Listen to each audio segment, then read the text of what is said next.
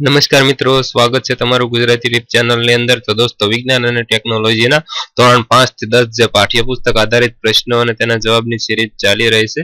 તો આ સિરીઝની અંદર ભાગ 18મો આપણે જોઈ રહ્યા છીએ.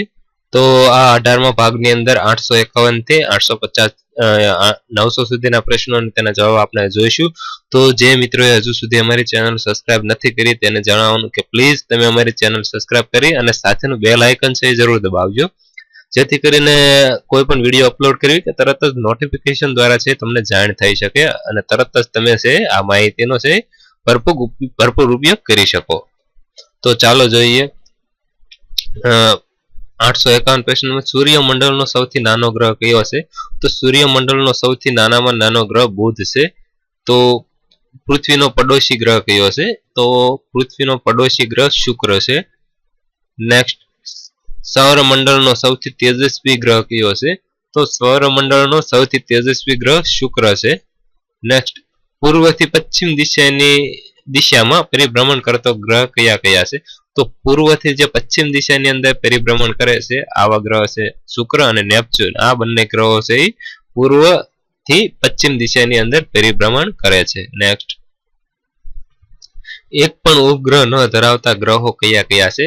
તો બુધ અને શુક્ર આ બંને ગ્રહોને એક પણ ઉપગ્રહ નથી.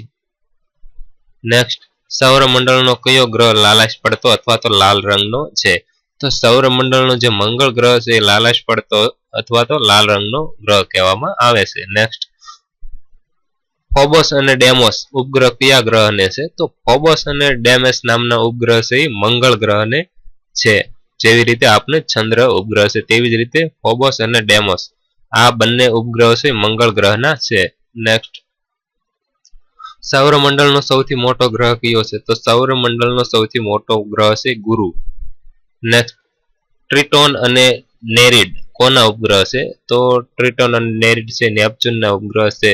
જેવી રીતે ફોબોસ અને ડેમોસ મંગળના અને ટ્રિટોન અને નેરીડ આ બંને છે નેપચ્યુનના ઉપગ્રહો છે.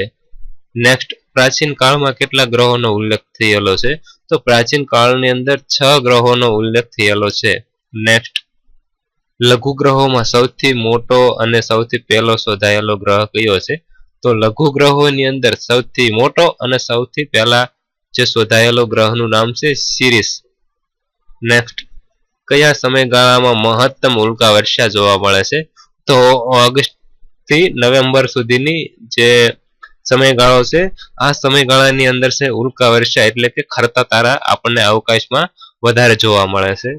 નેક્સ્ટ, ભારતમાં ઉલ્કા સરોવર ક્યાં આવેલું છે? આ જે ઉલ્કાની વાત થઈ એટલા માટે આ પ્રશ્ન લેવામાં આવ્યો છે. તો મહારાષ્ટ્રના લોનારમાં મહારાષ્ટ્રનું જે લોનાર છે તેની અંદર ઉલ્કા નામનું સરોવર આવેલું છે. નેક્સ્ટ, સૂર્યમંડળમાં પ્લુટોનની પેલે પાર આવેલા અવકાશીય પદાર્થના સમૂહને શું કહે છે? તો સૂર્યમંડળની જે પ્લુટો ગ્રહ છે તેની આગળ તેની પેલે પાર જે આવેલા અવકાશીય પદાર્થને ઉર્ટના વાદળો કહેવામાં આવે છે. તો આ ઉર્ટના વાદળોની અંદરથી પૂંછડિયા તારા એટલે કે ધૂમકેતુઓ છૂટા પડેલા છે. નેક્સ્ટ, તો કોને પૂંછડિયા તારા તરીકે ઓળખવામાં આવે છે? તો ધૂમકેતુઓ છે તેને પૂંછડિયા તારાઓ તરીકે ઓળખવામાં આવે છે. નેક્સ્ટ, સૌથી જાણીતો ધૂમકેતુ કયો છે? તો સૌથી જાણીતો ધૂમકેતુ છે હેલી. હેલીનો ધૂમકેતુ છે સૌથી જાણીતો ધૂમકેતુ છે. નેક્સ્ટ, હેલીના ધૂમકેતુનો આવર્તકાળ કેટલો છે? તો હેલીના ધૂમકેતુનો આવર્તકાળ છે 76 વર્ષનો છે. જો એક આ વર્ષે દેખાણો હોય તો તે પછી 76 વર્ષ પછી દેખાય છે. તો તેનો આવર્તકાળ 76 વર્ષનો છે. અને આ હેલીના ધૂમકેતુ છેલ્લે ક્યારે દેખાણો હતો? તો હેલીના ધૂમકેતુ છે 1986 ની અંદર દેખાણો હતો અને હવે 2062 ની અંદર દેખાય છે. તો તેવી જ રીતે હેલીના ધૂમકેતુનો વિસ્તૃત અભ્યાસ કયા વૈજ્ઞાનિકે કર્યો હતો? તો હેલીના ધૂમકેતુનો વિસ્તૃત અભ્યાસ અથવા તો આ હેલી નામના ધૂમકેતુનું નામ હેલી શા માટે પાડવામાં આવ્યું? આ બંને પ્રશ્ન એક સરખો છે. તો હેલીના ધૂમકેતુનો વિસ્તૃત અભ્યાસ છે એડમંડ હેલી નામના વૈજ્ઞાનિકે કર્યો હતો. એટલા માટે જે ધૂમકેતુ હતો તેનું નામ હેલી પાડવામાં આવેલું. નેક્સ્ટ 1997 માં ખૂબ જ તેજસ્વી કયો ધૂમકેતુ જોવા મળ્યો હતો? તો 1997 ની અંદર હેલ બોબ્સ નામનો ધૂમકેતુ છે પૃથ્વીની ખૂબ જ નજીકથી પસાર થયો હતો અને ખૂબ જ તેજસ્વી તરીકે દેખાણો હતો. નેક્સ્ટ સૂર્ય જેવા તારાઓ કયા સ્વરૂપે મૃત્યુ પામે છે? તો સૂર્ય જેવા તારાઓ છે વ્હાઇટ ડ્રાફ્ટ જે પ્રક્રિયા છે તેના દ્વારા છે એ મૃત્યુ પામતા હોય છે. નેક્સ્ટ સૌથી ઓછા તાપમાન વાળો તારો કેવા રંગનો હોય છે? તો જે તારાનું તાપમાન સૌથી ઓછું હોય છે તે લાલ રંગનો તારો હોય છે. તો આપણે લાલ રંગનો તારો હોય તો આપણે એમ માનવાનું કે આ તારાનું તાપમાન સૌથી ઓછું હોય છે.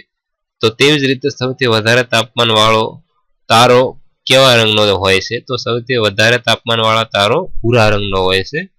નેક્સ્ટ સૌરમંડળમાં કુલ કેટલા નક્ષત્રો છે? તો સૌરમંડળની અંદર કુલ 27 નક્ષત્રો આવેલા છે.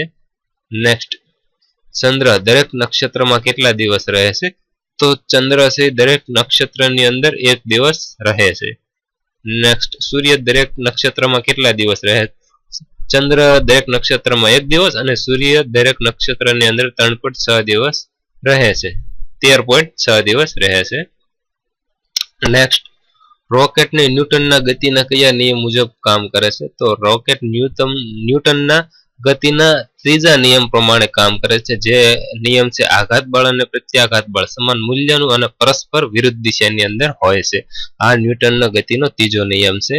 નેક્સ્ટ તો રોકેટ આ ન્યૂટનના ગતિના ત્રીજા નિયમ પ્રમાણે કાર્ય કરે છે. નેક્સ્ટ રોકેટમાં પ્રવાહી બળતણ તરીકે શેનો ઉપયોગ થાય છે? તો રોકેટની અંદર પ્રવાહી બળતણ તરીકે પ્રવાહી હાઇડ્રોજન અને પ્રવાહી ઓક્સિજનનો ઉપયોગ થાય છે. નેક્સ્ટ રોકેટમાં ઘન બળતણ તરીકે શેનો ઉપયોગ થાય છે? તો રોકેટની અંદર ઘન બળતણ તરીકે એલ્યુમિનિયમ અને એમોનિયમ પરક્લારેટ અથવા તો એમોનિયમ નાઇટ્રેટનો મિશ્ર પાવડરનો ઉપયોગ થાય છે. નેક્સ્ટ સૌપ્રથમ કૃત્રિમ ઉપગ્રહનું પ્રક્ષેપણ કયા દેશે કર્યું હતું? તો સૌપ્રથમ કૃત્રિમ ઉપગ્રહનું પ્રક્ષેપણ છે એ રશિયાએ કર્યું હતું. નેક્સ્ટ રશિયાએ ક્યારે ઉપગ્રહનું પ્રક્ષેપણ કર્યું હતું? તો રશિયા છે 4 ઓક્ટોબર 1958 ની અંદર છે પ્રથમ ઉપગ્રહ કૃત્રિમ ઉપગ્રહનું પ્રક્ષેપણ કર્યું હતું. નેક્સ્ટ રશિયા દ્વારા કયા ઉપગ્રહનું પ્રક્ષેપણ કર્યું હતું? તો રશિયા દ્વારા સૌપ્રથમ કૃત્રિમ ઉપગ્રહનું પ્રક્ષેપણ સ્પુટનિક 1 દ્વારા કરવામાં આવ્યું હતું જે 4 ઓક્ટોબર 1958 ની અંદર કરેલું. નેક્સ્ટ અમેરિકાએ તેનો પ્રથમ કૃત્રિમ ઉપગ્રહ ક્યારે મોકલ્યો હતો? તો અમેરિકાએ તેનો પ્રથમ કૃત્રિમ ઉપગ્રહ છે જાન્યુઆરી ની અંદર 1958 ની અંદર છે મોકલ્યો હતો. નેક્સ્ટ કયા દેશે 1961 માં સૌપ્રથમ માનવી અવકાશમાં મોકલ્યો હતો? તો રશિયાએ 1961 ની અંદર સૌપ્રથમ માનવીને અવકાશની અંદર મોકલેલો. નેક્સ્ટ કોણ સૌપ્રથમ અવકાશમાં ગયું હતું? તો યુરી ગેગરેન નામના વૈજ્ઞાનિક છે તે 1961 ની અંદર રશિયાથી જે અવકાશની અંદર ગયેલા હતા. નેક્સ્ટ સૌપ્રથમ સ્પેરાવોક કરનાર માનવી કોણ હતું? તો સૌપ્રથમ પેરાવોક કરનાર માનવી છે એલેક્સી લિનોર જે આ વૈજ્ઞાનિકે સૌપ્રથમ પેરાવોક કરેલું. નેક્સ્ટ સૌપ્રથમ ચંદ્ર પર પગ મૂકનાર કોણ હતું? તો સૌપ્રથમ ચંદ્ર પર પગ મૂકનાર નીલ આર્મસ્ટ્રોંગ જે આ નીલ આર્મસ્ટ્રોંગ નામના વૈજ્ઞાનિક તેને સૌપ્રથમ ચંદ્ર ઉપર પગ મૂકેલો. તો નેક્સ્ટ નીલ આર્મસ્ટ્રોંગ કયા યાન દ્વારા છે ચંદ્ર પર ગયેલા? તો નીલ આર્મસ્ટ્રોંગ છે એપોલો 2 નામના યાન પરથી ચંદ્ર ઉપર ગયેલા હતા. નેક્સ્ટ કઈ સાલની અંદર એપોલો 2 મિશનનું લોન્ચ કરવામાં આવેલું? તો 21 જુલાઈ 1969 ની અંદર એપોલો 2 મિશન લોન્ચ કરવામાં આવેલું હતું અને આ એપોલો 2 ની અંદર જે નીલ આર્મસ્ટ્રોંગ છે એ ચંદ્ર ઉપર ગયેલા. નેક્સ્ટ 1971 માં રશિયાએ કયા સ્પેસ સ્ટેશનની રચના કરી હતી અથવા તો સ્થાપના કરી હતી? તો 1971 માં રશિયાએ સાલ્યુત 1 નામનું જે સ્પેસ સ્ટેશન છે તેની સ્થાપના કરી હતી. નેક્સ્ટ 1973 માં અમેરિકાએ કયા સ્પેસ સ્ટેશનની સ્થાપના કરી હતી? તો 1973 ની અંદર સ્કાયલેબ નામના જે સ્પેસ સ્ટેશનની રચના અમેરિકાએ કરી હતી. 1971 માં રશિયાએ સાલ્યુટ 1 અને 1973 માં સ્કાયલેબ અમેરિકાએ આ બંને સ્પેસ સ્ટેશનની રચના થઈ હતી. નેક્સ્ટ, ભારતની ભૂમિ પરથી ભારત દ્વારા છોડાયેલો પહેલો ઉપગ્રહ કયો હતો? તો ભારતની ભૂમિ પરથી ભારત દ્વારા છોડાયેલો પહેલો ઉપગ્રહ હતો રોહિણી.